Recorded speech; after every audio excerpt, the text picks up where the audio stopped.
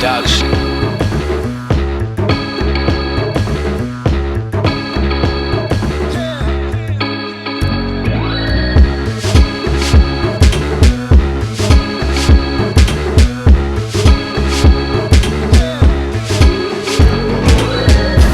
Dopest you ever heard.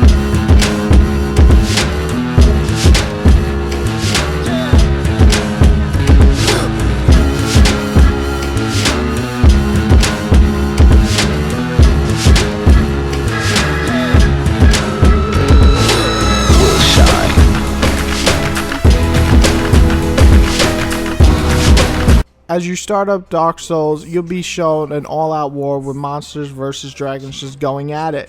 And while you may feel confused watching these beasts fight, it's just pretty awesome to watch. Soon after, we find out that the dragons lose this war, and that begins our game.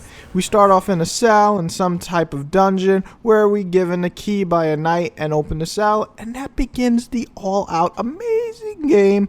Since the game lets you choose your class and background, you aren't really given much of a story other than you're a guy or a girl and you must save the world. That sounds all too familiar.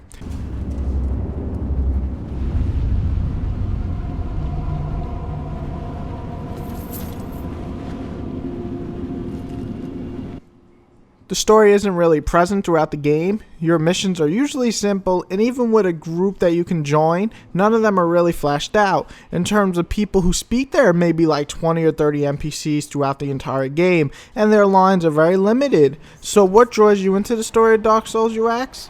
For me, it's the lore of the monsters and learning the background of the world. It's always interesting for me, and while I do hope for future installments to have a little bit more of a story, this doesn't really bother me all that much. However, if you're an RPG fan who's looking for the next epic storytelling adventure, you'll not find it in Dark Souls.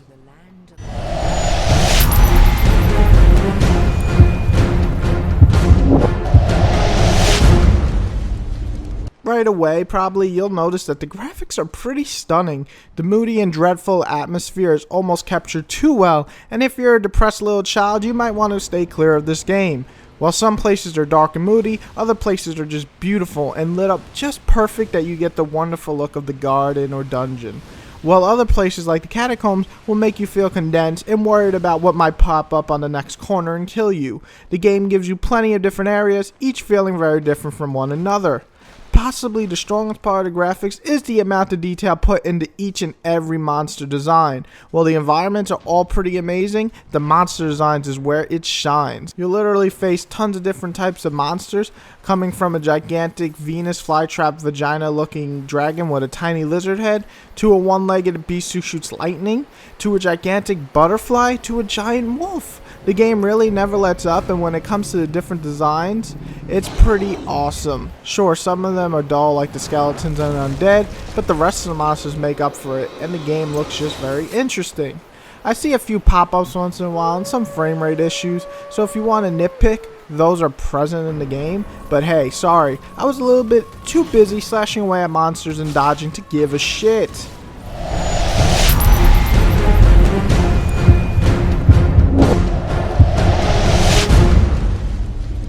I clearly won't be able to cover everything the game has to offer in the gameplay section, but I will try my best to give you a decent amount so you get the idea. Gameplay wise, Dark Souls takes what worked in Demon Souls to make it even better. Instead of sections like Demon Souls had, Dark Souls makes one big open world.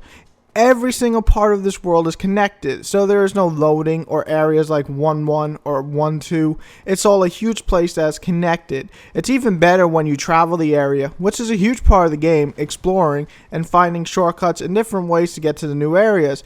Exploring is something Dark Souls does pretty well, and while some of it may feel linear or on rails to get to places, the way it seamlessly blends is pretty awesome.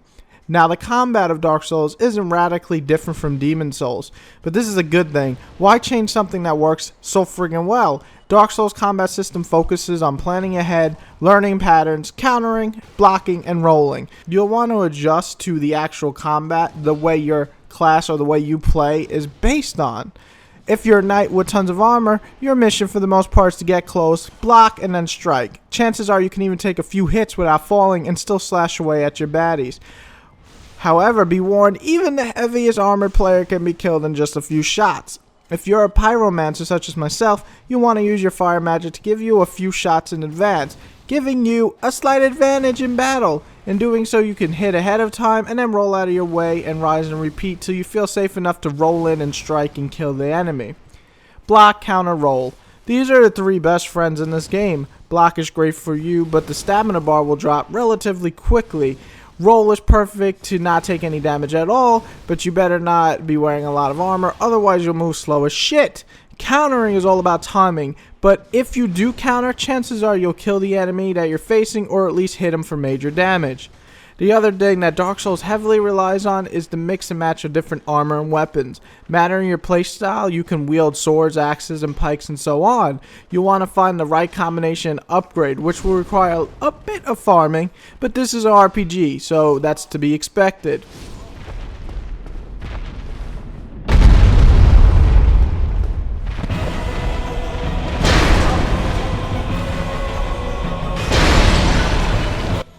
If all of the warning on other reviews or even the back of the box hasn't gotten to you, here it is. This game is fucking hard. I'm talking about, I'm gonna grab this controller and chuck it across my goddamn room hard. Basically, like Demon Souls, Dark Souls is the hot and cold effect. 1 second you're doing good, then all of a sudden you see a boss and he two-shots you and then you are dead. And that would really piss you off. You want to fling your controller, but then you learn, hey, maybe I should have striked him this way or took the situation a different way. Then you want to complete it. And then when you do, it's like the proudest moment in your life. In the words of Akon, I just had sex and it was great. And you get that familiar feeling when you take down the monster who has killed you over 10 times. I will quickly go over the co-op feature since it feels important. Other players online can leave behind messages to help you get through places or leave you hints. On top of that, in human form you can summon players into your game. Be aware though that while you're in human form you can get invaded by another player and he can kill you. While I played almost the entire game by myself, the game sure does indicate that co-op can enhance the experience, and it sure does. When I summoned some players to help me beat bosses, it was pretty awesome, and it was cool that we can go back and forth with strategy. It's a unique online, and a pretty good one at that. My only real complaint about the entire gameplay section would probably be the camera and the lock-on system, and it can be a hell of a time to control sometimes. It sometimes has trouble keeping on whoever you're facing, and it gets caught up in an enemy who is way off screen instead of the one who's charging at you and is right in front of you. Either way, a very small complaint like that, I can't really take down much of a point, can I? But it is a complaint nonetheless.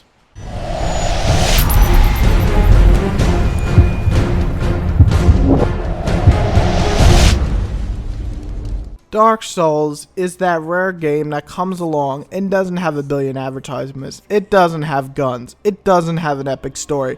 It has gameplay that'll take you a long time to master. Its length is somewhere in the 40 to 60 hour range. Its design is unique and visually stunning. It's a game that will make you have an aneurysm 1 minute and an orgasm the next. Dark Souls is simply that game that it comes and blows people's expectations away. Without a doubt. For me, it didn't really blow me away. In my case, I thought it was going to be amazing, and that's what I got. An amazing game. A nice upgrade from Demon Souls. Probably one of the most unique games I played since Demon Souls. Now, before you see my score or hear me say it, why has Whitey given so many games a 9/10 this year? Well, let me make it clear that I'm not IGN. Another thing is, let me make it clear that in the past few years, I haven't seen this many amazing games. Dark Souls is clearly a game that deserves attention, and I plan on giving it a score it deserves. I also stick by the rest of my high-end score games. Dark Souls belongs in the same league as Dead Space 2 and Gears of War 3. It's a must-own for any gamer and one of the most unique games I played this year. But if you are prone to having a heart attack, stroke, or an aneurysm, I would stay away from this game for just a little while. With my few nitpicking problems, I probably could give this game a 9. I really do want a little bit more of a story in the next one, and I hope that the camera and lock-on system improves. But then I look back, and I remember how much I loved slashing away at these amazing monsters, jumping into another person's game and killing them, or helping them, or just collecting materials. Even that was fun, or exploring. So with that, I'm going to give Dark Souls a 9.5, a definite upgrade from Demon Souls, and an almost flawless game in its genre.